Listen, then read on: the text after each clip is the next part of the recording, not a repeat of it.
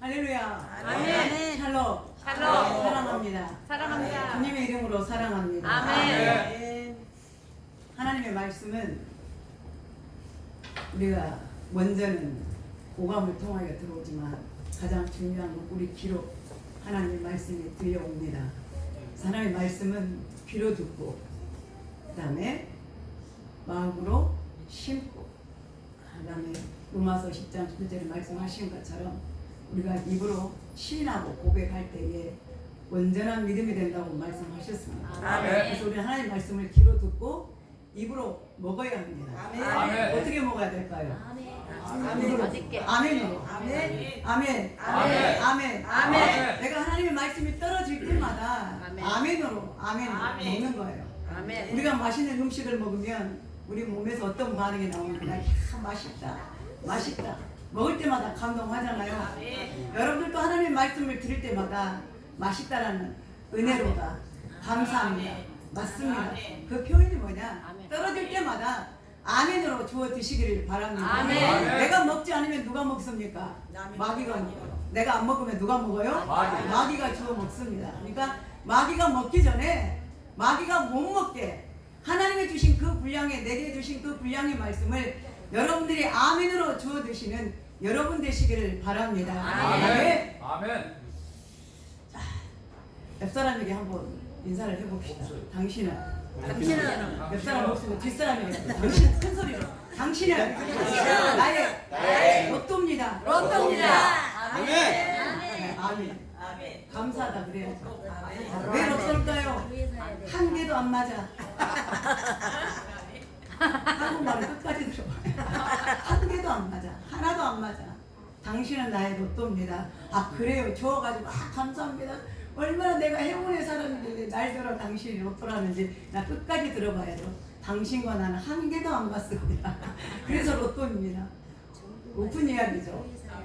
오늘 다윗이 한 사람을 놓고 아기스와 그 다음에 이 블레셋의 사람들이 방백들이 분란이 일어납니다.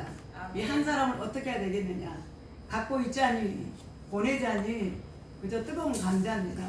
우리가 이 사람은 우리가 어디 있든지 곤란한 사람, 처치 곤란한 사람, 불안한 사람이 아니라 이 사람을 수용할 수 있는 사람이 되어야 될 줄로 믿습니다. 아멘. 오늘 우리가 아까 찬양했는데 심령이 가난한 자 우리가 팔복을 찬양하면서 그 마음 가운데 그 찬양 가운데 말씀 가운데 어떤 말씀이 있었느냐? 마태복음 5장 9절에 보면 화평케 하는 자는 복이 있나니 아멘. 저희가 누구라 그랬습니까? 하나님의 아들이라 일컬음을 받을 것이요. 아멘. 화평하는 자가 아니라 화평하게 하는 자. 그러니까 피스메이커가 되는 거예요. 아멘. 우리가 어떤 단체나 어떤 조직에서 보면 참 그 사람 때문에 불편할 때가 있습니다. 그 사람 때문에 불편해. 이야기하는 것도 불편하고 뭔가 먹는 것도 불편하고 만나는 것도 불편하고 오라 그러자니 그러고 오지 말라고 그러자니까 참 이거 어떻게 해야 될까 불편한 사람이 있어요. 그런 사람이 아니라 우리는 이 사람이 여러분들이 어디를 가든 누구에게 속해 있든 어디에 속해 있든 여러분들은 합당한 사람이 되시기를 바랍니다. 아멘. 나의 존재가 있음으로 인해서 불편한 사람이 아니라 내가 있음으로 화평이 만들어지고 아멘. 내가 있음으로 그 화평을 만들어가는 사람 아멘. 그런 사람이 되시기를 바랍니다. 아멘. 오늘 여기 이제 말씀해 보니까 자 아기스는 다윗을 끝까지 신뢰하고 있었습니다. 뭐라고 말합니까? 아기스가 다윗을 불러들이게 이르되 여호와께서 살아계심을 두고 맹세하노니 내가 정직하여 내게 온 날부터 오늘날까지 내게서 내가 악을 전혀 찾아보지를 못했다라고 아기스가 다윗에게 고백을 합니다. 자, 이 상황은 어떻게 된 상황이냐? 블레셋 방백들은 같이 함께 할 수가 없다고 하는 것입니다. 다윗 저 사람의 중심을 우리가 알지 못하는데 저 사람이 어떤 마음을 품고 있는지 어떤 생각으로 우리와 함께하고 있는지 저 사람이 우리와 함께한 목적이 뭔지 저 사람의 존재가 뭔지 알지를 못하겠다고 하는 거예요. 그러니까 이 블레셋 방백들은 뭐예요? 안전한 장치를 하자고 하는 것입니다. 저 사람이 어떻게 돌변해서 우리를 공격할지 모르니까 함께 가기는 위험지수가 따르니까 이 사람은 우리와 함께 할 수가 없다. 전쟁에 같이 나가가지고 막상 싸운다고 하면서 반대로 우리를 공격하면 우리가 역기습을 당하면 어떻게 하겠느냐? 그러니 다윗은 우리와 함께 할 수 없다라고 블레셋 방백들이 다윗을 향하여 아기스 왕에게 건의를 합니다. 자, 근데 이제 이런 상황 가운데에 아기스는 어떻게 합니까? 이 다윗에게 대한 그 신뢰하는 마음이 끝까지 있었던 거예요. 왜 그랬을까요? 다윗의 행위를 보고 알 수가 있는 거죠. 뭐라고 말합니까? 네가 내게서 온 날부터 나는 내게서부터 어떤 악한 행위를 지금까지 한 번도 찾아보지를 못했다고 하는 거예요. 겉모습을 본 것입니다. 그의 마음에 속마음은 뭐가 있는데 여전히 그는 이스라엘의 장군이었고 이스라엘의 사람이었고 언젠가는 내가 어디로 돌아가리라, 내 조국 이스라엘로 돌아가리라고 생각하고 있었던 다윗이었던 것이죠. 근데 어떻게 생각하면 다윗에게 대해서 아기스가 이런 말을 하면 다윗의 속마음 어땠을까요? 양심이 찔렸을까요? 안 찔렸을까요? 야, 나는 어쩌면 이렇게 정직하냐, 야, 나는 어쩌면 이렇게 선하냐, 야, 나는 어쩌면 이렇게 충성되어 일하냐, 내가 지금까지 너처럼 이렇게 일한 사람을 보지 못했노라, 내가 지금까지 당신을 보니 지금까지 당신처럼 이렇게 충성되어 일하는 사람이 없었습니다. 내가 당신을 보니 지금까지 당신처럼 이렇게 진실로 나에게 대해준 사람이 아무도 없었는데 당신은 어쩌면 이렇게 진실하게 나를 상대해 줍니까? 라고 인정을 해줬던 거예요. 근데 그 말을 들었던 다윗은 그 마음의 양심이 어떻게 했을까요? 떨렸겠죠. 찔림을 받았겠죠. 여러분들은 어떻습니까? 내 생각과 다를 때, 내 행위와 내 생각과 다르게 어떤 사람들이 나를 판단하고 과도한 칭찬을 할 때 미안할 때가 있죠. 속에 양심이 찔릴 때가 있죠. 네. 그럴 때 어떻게 합니까? 우리는 마음을 고치게 되죠. 이게 삶의 이유가 되기도 합니다. 때로는 어떨 때는 낙심할 때가 있어요. 좌절할 때가 있어요. 선으로 행하지 못할 때가 있습니다. 그런데 다른 사람들이 보고 뭐라 그래요? 와, 정말 당신 교회 다니는 사람 같습니다. 정말 어쩌면 당신 이렇게 양심이 정말 똑바릅니까? 당신 어쩌면 이렇게 신실한 사람입니까? 당신 어쩌면 이렇게 좋은 사람입니까? 근데 우리 속 양심은 때로는 그렇지 않을 때가 있거든요. 저도 찔릴 때가 많아요. 어쩔 때는 양심을 거르고 내가 했는데 사람들 엉뚱하게 야, 참 좋은 사람이네, 신실한 사람이네, 나한테 칭찬해주면 미안할 때가 있어요. 그럼 어떻게 합니까? 그래, 맞다, 더 신실하게, 더 진실하게, 더 많은 사랑으로, 더 많은 가치를 가지고 가야 되겠지. 그게 항상 제 마음에 찔리는 거예요. 어제 저녁에도 잠을 못 이면서 설교를 준비하면서도 내가 내내 생각하는 게 뭐였냐, 과연 나는 하나님 앞에 오늘 다윗이 아기스 앞에서 이러한 양심을 자기 속사람과는 다르게 아기스가 과대한 칭찬을 해주고 있는 거예요. 과대하게 보고 있는 거예요. 그런 마음을 가지고 있었는데 과연 하나님, 내가 내 자신을 돌아볼 때 나는 과연 다른 사람들이 나를 평가한다면 나는 몇 점짜리 목사가 될 수가 있을까요? 과연 얼마만큼 그 사람의 상대방을 나를 믿어주는 데까지 내가 진실한 사람이 될 수 있을까요?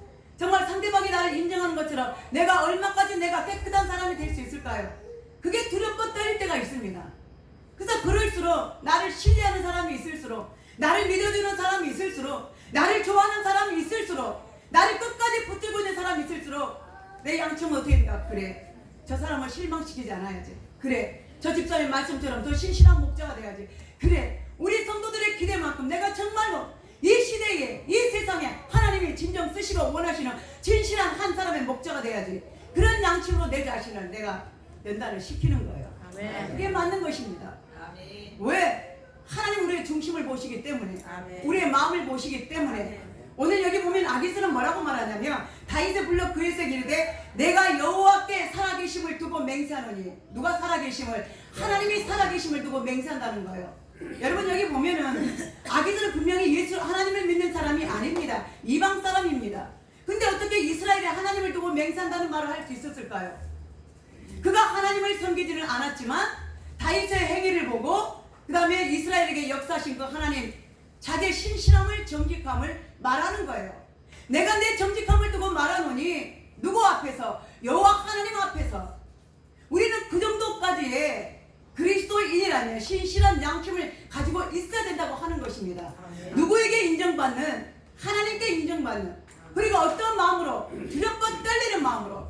그래서 예레미야서 17장에 보면 뭐라고 말씀하시냐면 만물보다 심히 부패한 것이 사람들의 마음이라. 무엇보다 심히 부패한 것이요, 우리가 세상 것이 더럽다고 욕하고, 더럽다고 안 만지고, 더럽다고 안 먹고, 더럽다고 안 가고, 더럽다고 상대 안 하고 그런 거 있지만 우리는 때로는 그것보다도 눈에 보이는 것이 우리에게 더럽고 그것이 나를 오염시키고 그것이 나를 질병을 일으키게 된다고 오해하고 있지만 예수님은 그렇게 말씀하지 않으셨어요. 바리새인들을 향해 뭐라고 말씀하십니까? 너희가 겉은 깨끗하다고 말하고 거룩하다라고 말하고 그래서 먹는 것을 구별하고 만나는 사람을 구별하고 이스라엘 바리새인들 외에는 이스라엘 율법자 외에는 너희가 만나지 않고 이방 사람들은 상대도 않고 이방 사람들은 음식은 먹지도 않고 너희가 그럼 외적으로는 깨끗하다고 외치고 있지만 너희의 속 중심은 더럽다는 거예요. 회칠한 무덤이라는 거예요. 네가 입으로 들어가는 다 깨끗하지만 네 입에서 나오는 네 몸에서 나오는 네 마음에서 나오는 것은 얼마나 더럽고 부패한 것이 많냐는 거예요. 시기와 질투와 욕심과 자결과 온갖 더러움과 욕설과 비판함과 정죄함과 그 모든 것들이 다 어디서 나옵니까? 우리의 사람 마음속에서 나온다고 하는 거예요. 우리는 그걸 두려워한다는 거죠. 무엇을? 내 속마음을. 내 속마음이 얼마나 부패했는가, 내 마음이 얼마나 부패했는가, 내 심령이 얼마나 썩었는가, 하나님 그걸 보신다는 거예요. 그래서 여호와께서는 사람의 심장과 폐부를 감찰하시나니 하나님은 아신다는 거예요. 자, 그래서 오늘 여기 보니까 하나님의 살아계심을, 그래서 살아있는 것과 우리가 단어 차이라고 생각하지만 죽어있는 것도 분명히 차이가 납니다. 우리가 하나님이 살아계신다는 걸 믿는다면 우리 이런 자세로 있지 않을 거죠. 우리가 하나님이 살아계신 걸 믿는다면 오늘 태풍이 오고 눈보라가 몰아치고 기상이변이 일어난다 할지라도 하나님이 살아계심을 믿는다면 반드시 이 자리에 와서 앉을 것입니다. 아멘. 하나님이 살아계신 걸 믿는다면 내 상황에 어떤 것이든 다 이기고 와서 이 자리에 와서 예배하고 자기 자신을 굴복하고 예배하는 자로 겸손한 자로 와서 앉아 있을 것입니다. 아멘. 왜? 세상에 어떤 것보다 살아계신 하나님의 능력이 크고 세상에 어떤 것보다 하나님의 살아계심의 그 역사가 크고 놀랍다는 걸 알기 때문에 우리는 세상에 썩어져 가는 것, 세상에 합당치 못한 것, 세상의 죄악 가운데 우리의 몸을 그대로 놔둘 수가 없다라고 하는 것입니다. 내가 하나님이 살아계신 걸 믿기 때문에 두려운 거예요. 내가 하나님이 살아계심을 믿는 것이기 때문에 내 마음을 허투루 함부로 할 수가 없다라고 하는 것입니다. 여러분들이 하나님이 살아계신 걸 믿는다면 여러분들의 행동을 함부로 하지 못할 것입니다. 여러분들이 하나님이 살아계신 걸 믿는다면 어떻게 찬양해야 될까요? 여러분들이 하나님이 살아계신 걸 믿는다면 어떻게 기도해야 될까요? 여러분들이 하나님이 살아계신 걸 믿는다면 어떤 자세로 예배해야 될까요? 분명히 다릅니다. 자, 여기 카메라가 있다고 생각해 봅시다. 이 카메라가 살아있을 때와 죽어있을 때 분명히 다를 거예요. 우리가 가끔가다 고속도로를 가다가 과속을 합니다. 근데 저 카메라가 죽어있는지 살아있는지 감이 올 때가 있죠. 막 그 카메라가 달리는 카메라 막 녹이스럽다든지 뭔가 부표가 누리끼리한 색깔을 가지고 있다면 아 저거 대한지 오래돼가지고 죽었구나. 상관을 안 해요. 130, 140로 가는 거예요. 근데 불이 파닥파닥 뭔가 느낌이 와. 아 저거 살아있구나. 슬로우 브레이크를 밟고 정속으로 가게 되죠.